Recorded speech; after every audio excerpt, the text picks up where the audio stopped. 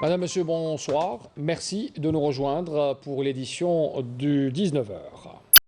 Le président de la République, Abdelmadjid Tebboune, a reçu aujourd'hui le vice-président du Conseil présidentiel libyen, Moussa El-Kouni, accompagné du chef d'état-major libyen, Mohamed El-Haddad, et dans le cadre de sa visite de travail de 2 jours. La rencontre a été une occasion pour les deux parties d'examiner les voies et moyens de renforcer la coopération bilatérale dans plusieurs domaines et d'échanger les vues sur les questions régionales et nationales d'intérêt commun. L'audience a eu lieu en présence du ministre des Affaires étrangères et de la communauté nationale à l'étranger, Ramtan Lamamra, et du directeur de cabinet de la présidence, Abdelaziz Khalifa. Pour sortir de cette audience, le président du Conseil présidentiel libyen, Moussa El-Kouni, a fait cette déclaration. Nous sommes en Algérie, nous nous sentons vraiment chez nous, avec notre frère, le président algérien, qui a toujours veillé à instaurer la stabilité et la sécurité en Libye et à ce que le peuple libyen réussisse à organiser des élections libres et satisfaisantes qui soient salutaires pour notre pays. Nous avons eu une discussion longue et détaillée durant laquelle le président de la République a affirmé son engagement à unir les frères libyens. Nous avons devant nous l'exemple de l'Algérie et les crises qu'elle a connues, mais seule la détermination nationale a permis l'union du peuple et une sortie de toutes les crises depuis la glorieuse guerre de libération. Aujourd'hui, nous avons tellement besoin de prendre exemple sur la longue expérience algérienne dans la lutte et l'unification nationale, mais aussi dans sa démocratie par le peuple algérien grâce à sa volonté permis d'instaurer la stabilité en Algérie. Nous espérons tirer profit de cette expérience et de nos discussions avec notre grand frère, le président de l'Algérienne, Abdelmadjid Tebboune, avec qui nous comptons poursuivre la concertation en permanence, notamment en prévision de la rencontre cruciale sur la Libye qui se tiendra prochainement à Paris et qui aura à son ordre du jour les préparatifs des élections, l'unification de l'armée et le retour des forces étrangères en Libye. Le président de la République a également reçu aujourd'hui l'ambassadeur de Serbie en Algérie, Alexander Jankovic. Ce dernier lui a rendu une visite marquant la fin de sa mission diplomatique en Algérie.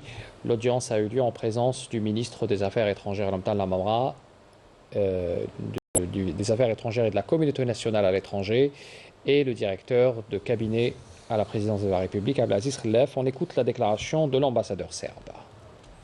J'étais honoré aujourd'hui de rencontrer le président de la République, son Excellence, M. Abdelmadjid Tebboune. J'étais très ravi de cette réunion qui traduit les relations serbo-algériennes privilégiées que nous aspirons à promouvoir, et en même temps, j'étais triste parce que c'est une visite d'adieu. Je suis sur le point de quitter l'Algérie dans effectivement au terme de ma mission ici. Cette audience fructueuse et enrichissante m'a permis d'écouter les points de vue du président Tebboune sur les questions d'intérêt commun, sur les relations bilatérales entre deux pays amis et les moyens de les consolider et les développer. Comme vous le savez, cette bien reçu avec grand plaisir la conseil d'État, en l'occurrence de son Excellence, Monsieur le Premier ministre, Ayman Ben Abderrahman, et Monsieur le général de corps d'armée, le général Saïd Shrika, chef d'état-major de l'ANP. Permettez-moi de réitérer ici que nous, en haute estime le soutien de l'Algérie à l'intégrité territoriale et la souveraineté de la République de Serbie, ce qui représente une confirmation d'amitié traditionnelle de nos pays, forgée par le biais des relations historiquement étroites et de la solidarité de nos peuples amis. Enfin, je voudrais remercier et exprimer ma gratitude à tous les représentants et toutes les institutions algériennes, ainsi qu'au peuple algérien généreux et hospitalier qui a rendu mon séjour agréable ici, à tel point que je me sentais chez moi et à qui je souhaite bien-être et prospérité. شكرا جزيلا. Ce mardi s'est tenu le deuxième jour des travaux de la conférence des chefs de mission diplomatiques et consulaires algériennes qui se tient, il faut le rappeler, au Palais des Nations au Club des Pins sous le thème La diplomatie algérienne, les défis internationaux de l'Algérie nouvelle. Le président de la République Abdelmadjid Tebboune avait prononcé hier à l'ouverture de ces travaux une allocution qui avait appelé au renforcement des liens de la communauté avec la patrie, en plus de l'intention des membres du processus de développement socio-économique de notre pays, fort visant à la consolidation de la place sur la scène internationale. Prendre en charge les préoccupations de notre communauté, renforcer ses liens avec la patrie et le processus de développement socio-économique du pays. C'est ce qu'a martelé le président de la République, Abdelmadjid Tebboune, lors de l'ouverture de la conférence des chefs de mission diplomatiques et consulaires algériens. Le président de la République a insisté sur l'importance stratégique majeure de la communauté nationale établie à l'étranger et la diplomatie économique. Pour le président de la République, il est cadre pour gérer cette opération et permettre aux membres de la diaspora aux talents avérés d'apporter leur contribution. Évoquant la diplomatie économique, Abdelmadjid Tebboune a rappelé que les diplomates sont désormais invités à se positionner à l'avant-garde des efforts nationaux visant le renforcement de l'attractivité de l'Algérie vis-à-vis des sociétés étrangères ainsi que le soutien aux entreprises nationales en vue d'accéder aux marchés internationaux. Le président de la République poursuivra en saluant le rôle de la diplomatie qui a contribué activement, d'abord durant la guerre de libération nationale aux côtés de l'ALN, puis au lendemain de l'indépendance, à travers l'édification d'un État souverain. Le chef de l'État ajoutera que l'ordre mondial a connu tout récemment des bouleversements inédits engendrés par une série de facteurs et de phénomènes, notamment l'émergence de plusieurs nouveaux acteurs, une situation qui requiert une adaptation continue des missions de la diplomatie algérienne et de ses domaines de déploiement, et ce, dans le cadre du respect des principes et des valeurs constantes de notre politique extérieure. Pour le président de la République, il demeure nécessaire de prendre des mesures proactives en vue de consacrer le rôle de l'Algérie en tant qu'acteur influent susceptible de contribuer sérieusement à faire face aux défis internationaux en proposant des idées et des initiatives de nature à consolider l'action multilatérale. Revenons à présent sur les travaux de ce deuxième jour. Dans son allocution ce matin, le Premier ministre, ministre des Finances, Ayman Ben Abdelrahman, avait appelé les représentations diplomatiques et consulaires algériennes à promouvoir la destination Algérie en tant que destination touristique par excellence. Il avait précisé que cette relance implique entre autres de faciliter les mesures d'obtention du visa au profit des touristes étrangers, de diversifier l'offre touristique, d'œuvrer à la réalisation de pôles touristiques d'excellence conformes aux standards internationaux et d'encourager surtout le recours aux formules attractives. On écoute le Premier ministre.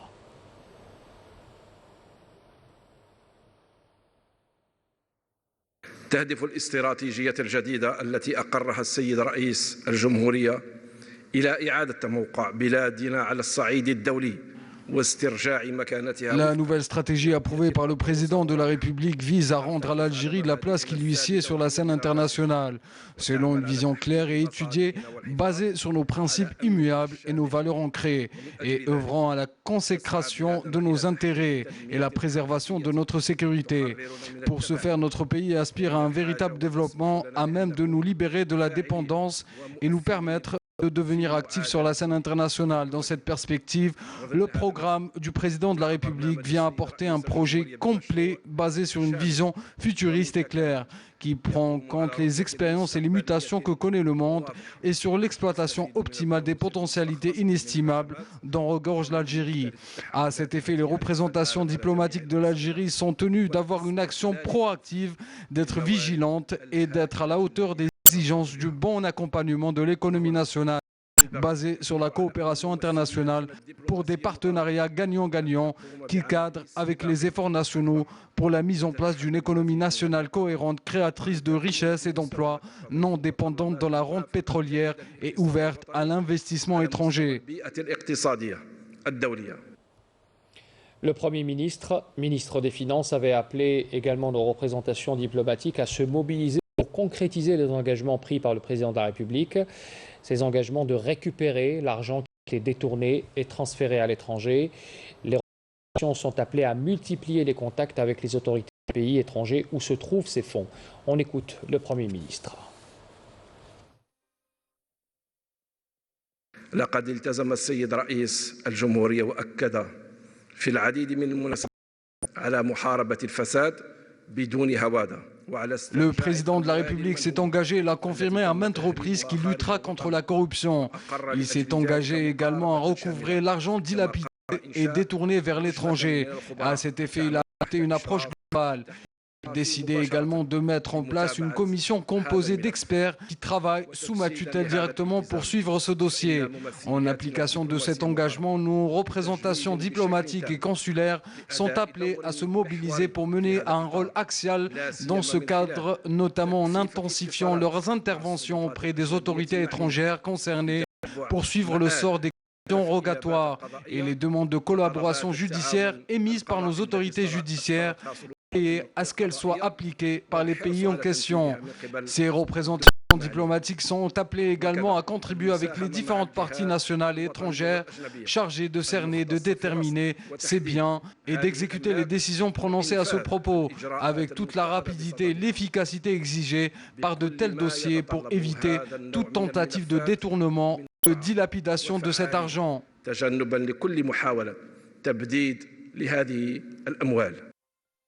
Le Premier ministre, ministre des Finances, avait également plaidé en faveur d'un nouveau stade décisionnel à même de permettre aux investisseurs étrangers et touristes d'obtenir plus facilement un visa ici, en Algérie. On écoute Ayman Ben Abdelrahman. بالنسبة لتدخل السيد بن عمارة سفير الجزائر في موسكو حول تسهيل منح التأشيرات فأنا أوافقه على هذا الانشغال وهو انشغال يعني مشروع يعني صعوبة منح التأشيرة في الجزائر حقيقة هناك مقاربة أمنية يجب أن تأخذ حظها من هذا الانشغال ولكن يعني يجب أن نمر إلى il faut qu'on passe à un autre stade décisionnel qui permettra justement à ces investisseurs et aux étrangers, aux touristes d'accéder au visa algérien en toute facilité, bien entendu, en prenant les précautions de vérification et que ça soit automatique. ماشي قال نبعث انا للجزائر ونستنى شهر شهرين كاين ما كانش. Non, il faut que ça soit instantané. ما عندكمش الإجابة vous aurez كما غدوة إن شاء الله le lien de contact avec le Premier ministère qui va prendre le relais. دراسة هيكل سعر التذاكر خاصة بين الجزائر بين باريس والجزائر. فمن غير المعقول أن يبلغ هذا السعر 970 €. من غير المعقول أقولها وأتحمل ما أقول et en toute transparence je vous le dis une commission d'enquête a été installée sur ce fait-là parce que ربما أنا استشعرت بأن هناك ممارسات تثني قد تذهب إلى إثناء جاليتنا في الخارج على القدوم إلى وطنها وعلى الارتباط بوطنها. وحسب نتائج هذا التحقيق سوف تؤخذ طبعا الإجراءات اللازمة. En application des instructions du président de la République et après consultation du comité scientifique de suivi de l'évolution de la pandémie du coronavirus et de l'autorité sanitaire, le Premier ministre Ayman Abdelrahman a décidé de reconduire le dispositif actuel de protection et de prévention pour une période de 21 jours à compter de demain, mercredi 10 novembre. Alors le gouvernement rappelle les recommandations du comité scientifique de suivi de l'évolution de la pandémie et de l'autorité sanitaire qui insiste sur la prudence et l'extrême vigilance que les citoyens doivent observer en soulignant que la baisse du taux d'incidence de l'épidémie durant cette période ne signifie pas que le risque soit totalement écarté alors que beaucoup de régions dans le monde connaissent le début d'une nouvelle vague de pandémie.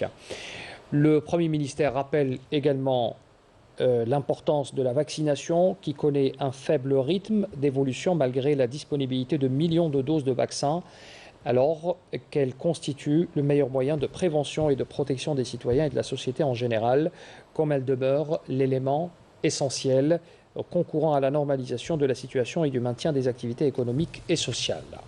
Notez également que dans ce même communiqué, le Premier ministère stipule que dans le cadre et en attendant de la mise en place du pass sanitaire en vue d'accéder à certains espaces publics et à l'effet d'encourager la dynamique de vaccination, les pouvoirs publics ont décidé d'exiger, dans la perspective d'ouvrir les enceintes sportives aux spectateurs, la présentation d'un certificat de vaccination comme condition d'accès à ces infrastructures au moment de l'acquisition du billet ainsi qu'au moment de l'accès au stade. C'est ainsi qu'à l'occasion du déroulement du prochain match de l'équipe nationale, suite à l'accord donné pour permettre à 14 000 spectateurs d'assister à cette rencontre, le public intéressé est informé de la mise en œuvre de cette mesure. Elle sera également applicable aux autres manifestations sportives avec des jauges adaptées à la capacité de chaque enceinte sportive.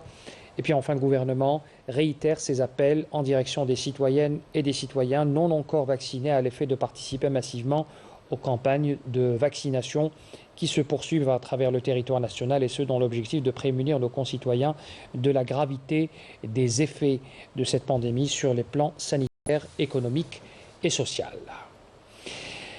Dans l'actualité également aujourd'hui, les débats autour du projet de loi de finances se poursuivent à l'APN. Les locataires de la Chambre basse du Parlement n'ont pas manqué de relever les positions incluses dans le texte régissant l'année financière du pays, qui arrive dès janvier prochain, en mettant en exergue la justice de cibler les subventions de l'État en faveur des ménages qui en ont le plus besoin.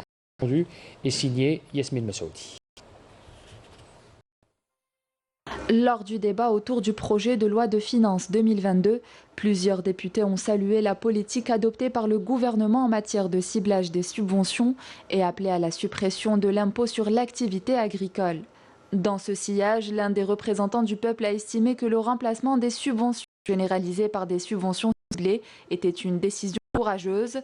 Tous les précédents gouvernements ont abordé cette mesure sans pour autant la proposer concrètement dans la loi de finances. D'un autre côté, les députés ont appelé à la nécessité d'examiner cette mesure sensible comme texte législatif, notamment en ce qui concerne la liste des produits subventionnés ciblés par la révision des prix, les catégories des ménages ciblés et les normes d'éligibilité à ces subventions, ainsi que les modalités de virement. D'autres ont plaidé la nécessité de prévoir dans la loi de finances des exonérations d'impôts pour les viandes et les légumes, considérant que l'imposition dans le secteur agricole conduira inéluctablement à la hausse des prix et à la baisse du pouvoir d'achat des citoyens. Et que la politique des salaires doit systématiquement suivre l'inflation pour préserver le pouvoir d'achat des citoyens, déplorant que la hausse des prix de nombreux produits de base n'a pas été accompagnée d'une revalorisation des salaires.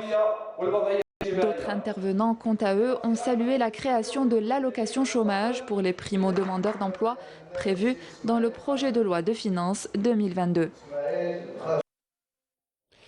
Dans le volet de la coopération aussi, le Premier ministre, ministre des Finances Ayman Ben Abdelrahman, a reçu aujourd'hui le ministre de l'Intérieur et de la décentralisation mauritanien, Mohamed Salem Ould Merzouk.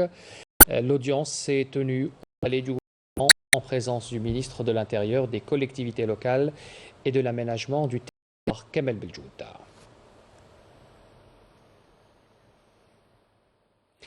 Avant de revenir sur les travaux et la clôture de la commission frontalière algéro-mauritanienne, sachez que le ministre de l'Intérieur et de la décentralisation, Mohamed Salem Ould Merzouk, a effectué ce mardi, en marge de sa participation donc aux travaux de la première session du comité bilatéral frontalier algéro-mauritanien, une visite à Jama el-Jazaïr, à Mohammedia, accompagné du ministre de l'Intérieur, des collectivités locales et de l'aménagement du territoire, Kamel Beljoud, et du wali d'Alger, Youssef Sharfa.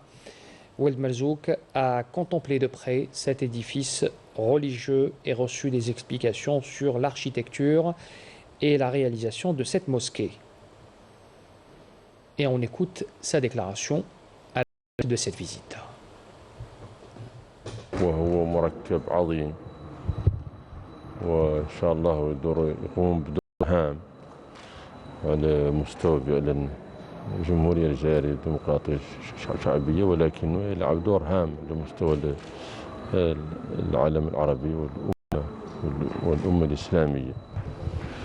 لأنه مركب كبير فيه جانب فعلا ديني وإسلامي وجانب ثقافي موسع. وهذا إنجاز عظيم ما هو للجزائر ككل ولكن إنما ككل لأنه يدخل في تراث الأمة العربية والأمة الإسلامية.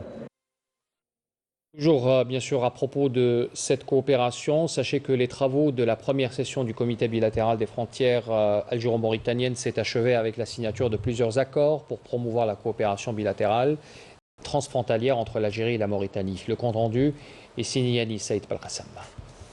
L'opération en matière de sécurité était au centre des travaux de cette session, compte tenu des défis sécuritaires conjoncturels dans la région.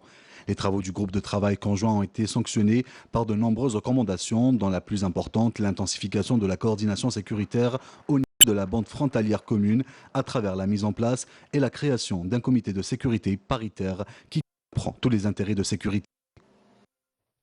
نظن باللي كاين تنسيق هام في مجال هذا التعاون الامني والمخرجات كانت كلها يعني مخرجات يعني عمليه على ارض الميدان. هذه الاتفاقيات نظر على مستوى الولايات الحدوديه تشكل ان شاء الله نقله نوعيه سيكون لها ما بعدها بحول الله فيما يتعلق بالتعاون الحدودي بين السلطات فيما يتعلق بتنسيق التحرك بين المصالح الإدارية والخدمية والاقتصادية بما فيه إن شاء الله فائدة ومنفعة لساكنة المنطقة الحدودية على المستويين.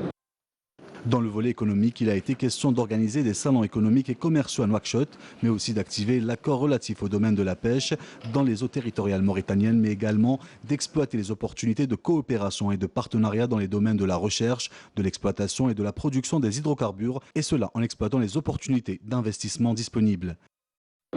عشية الانطلاقة في الاستغلال أكبر منجم على مستوى ولاية تندوف منجم غار جبيلات وهذا ذلك راح يساهم كثير في التنمية الاقتصادية أولا للمنطقة ثم للوطن ويسمح كذلك للانطلاقة في يعني الصناعة التحويلية سواء للمتعاملين المستثمرين الجزائريين أو المستثمرين الموريتانيين.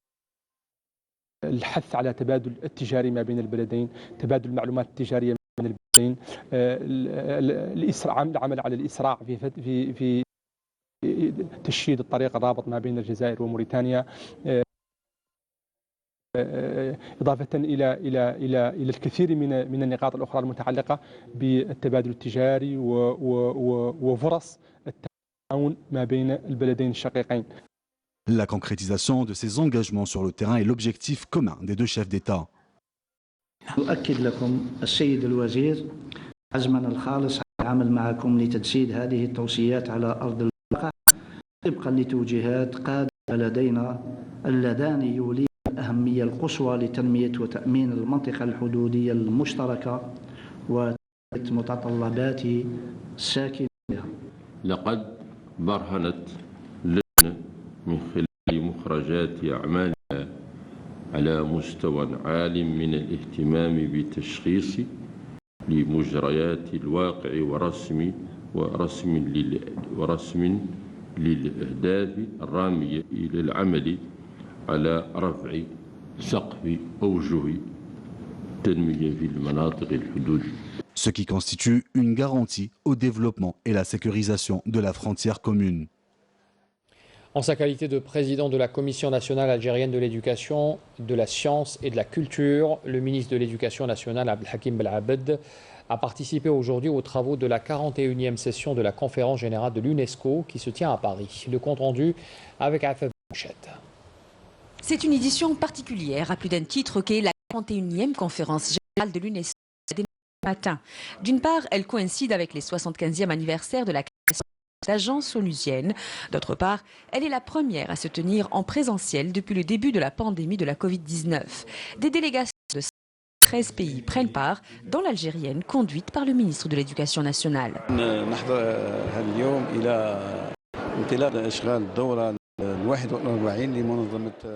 Aujourd'hui, nous prenons part aux travaux de la 40e conférence générale de l'UNESCO, où je suis accompagné par une délégation composée de représentants de différents départements. Nous sommes ici notamment pour élire un nouveau directeur général à l'UNESCO après la fin du mandat de son prédécesseur. Le rapport présenté par la directrice générale a été baptisé « Repenser nos futurs ensemble ». Il trace l'avenir de l'éducation dans le monde à l'horizon 2050.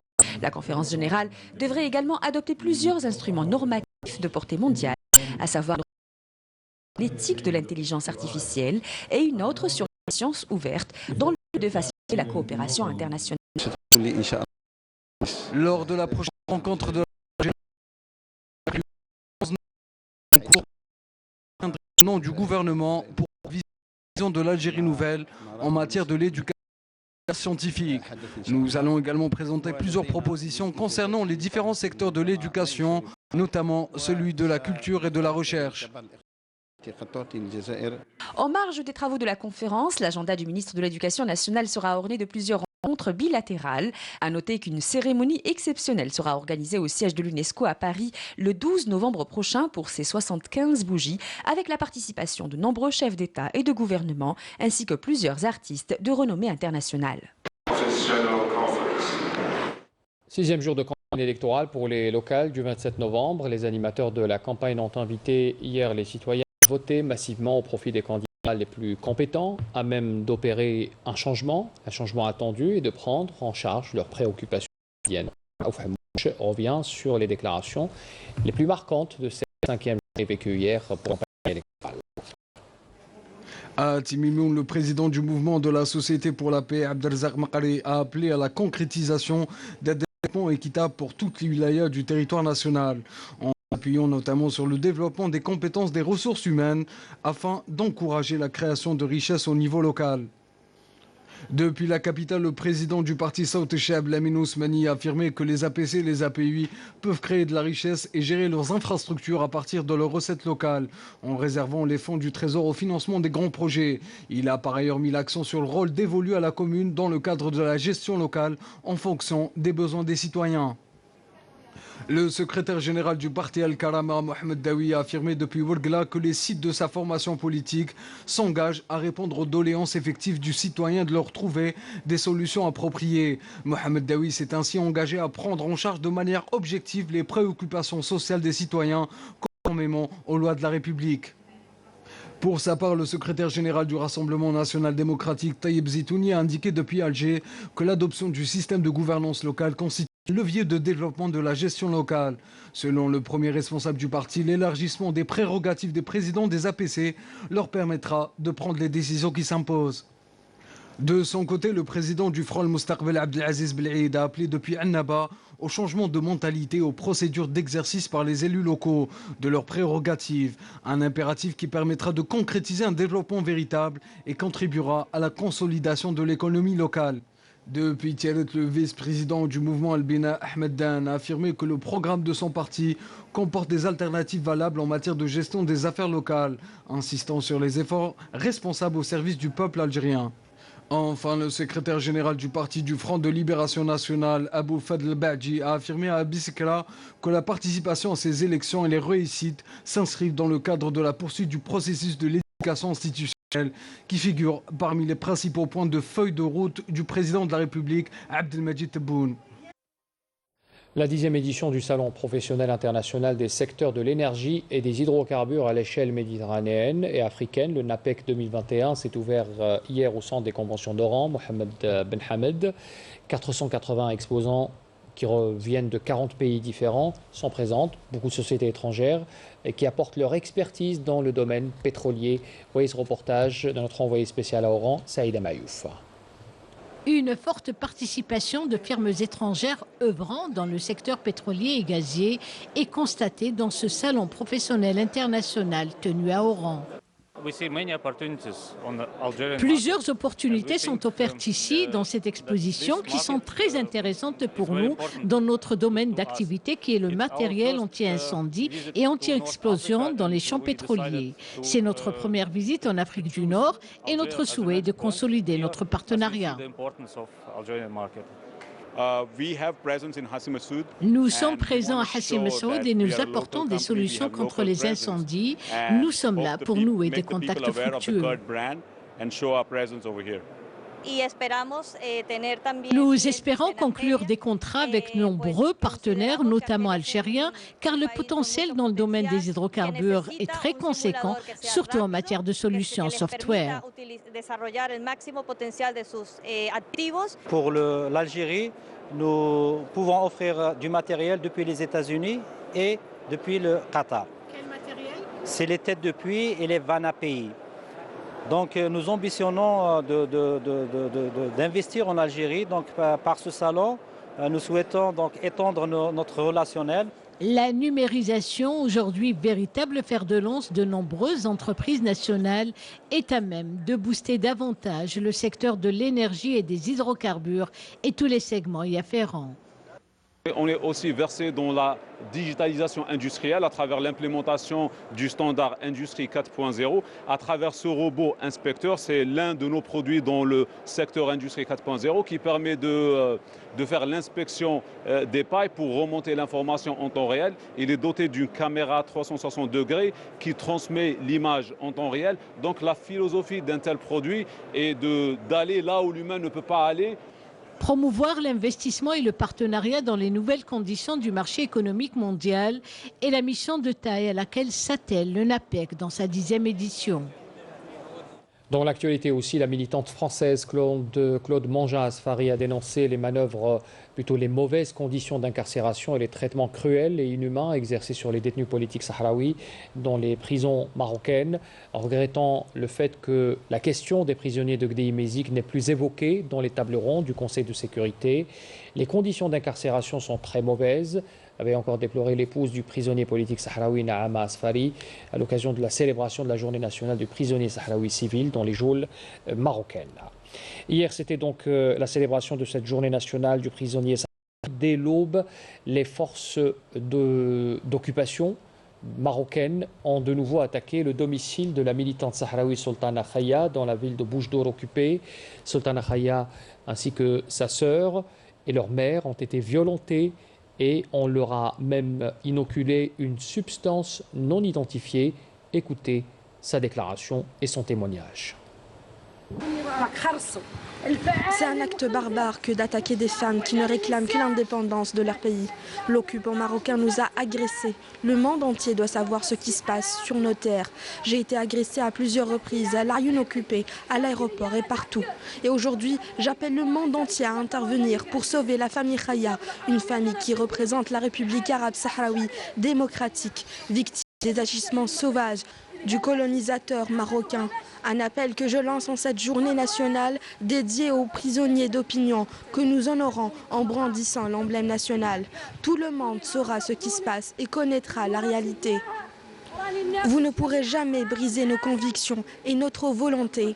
Vous devez connaître la sauvagerie, les humiliations infligées par l'occupant marocain. La bataille n'est pas finie.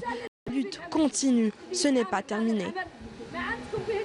En Algérie, on célèbre la journée de l'artisan. À Sidi Fradj, le ministre du Tourisme et de l'Industrie artisanale Yassine Hamadi, accompagné de la ministre de la Culture Wafa Chalel, a procédé aujourd'hui à l'ouverture d'une galerie dédiée aux produits artisanaux.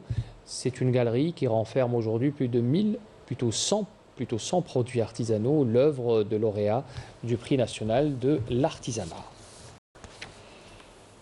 Et on parle d'un profil d'un artisan hors pair. C'est un maître céramiste qui totalise 30 années d'expérience. Pour Abdallah conjugue plusieurs expressions artistiques allant du modelage à la peinture en passant par le dessin. C'est une passion qu'il partage avec sa famille, avec sa femme en particulier dans son atelier à Bab Hassan. Reportage Sabrina Khlifi.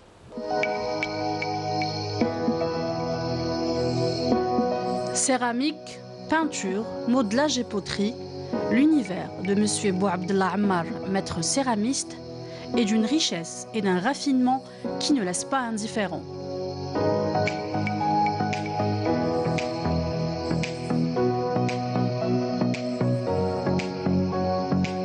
J'aime bien les couleurs, j'aime bien les trucs de l'argile et tout. C'est un don. Après, j'ai fait la formation, 2 ans de formation. Après, j'ai travaillé dans des ateliers. Je suis installé mon propre atelier les années 1993. J'ai 30 ans d'expérience de travail de la céramique d'art.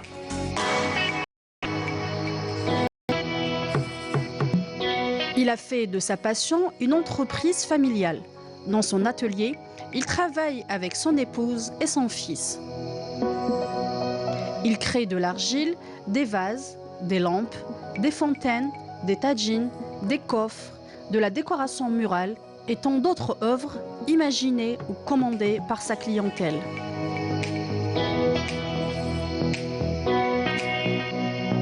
Dès le début, la préparation de l'argile. Après, on va tourner l'argile, on laisse le sécher. Après le ponçage, on met faire première cuisson pour cuire l'argile. Il devient blanc. Après, on fait les dessins, les mailles. Après, on va faire l'or. C'est la 3e cuisson. Il y a 3 cuissons pour faire une pièce finie. Bien plus qu'une tendance déco, le métier de céramiste fait rêver. Une activité qui remet de l'authenticité et de la simplicité au cœur de nos quotidiens. C'est la fin de ce journal. Merci de l'avoir suivi. Très bonne soirée à tous. À demain.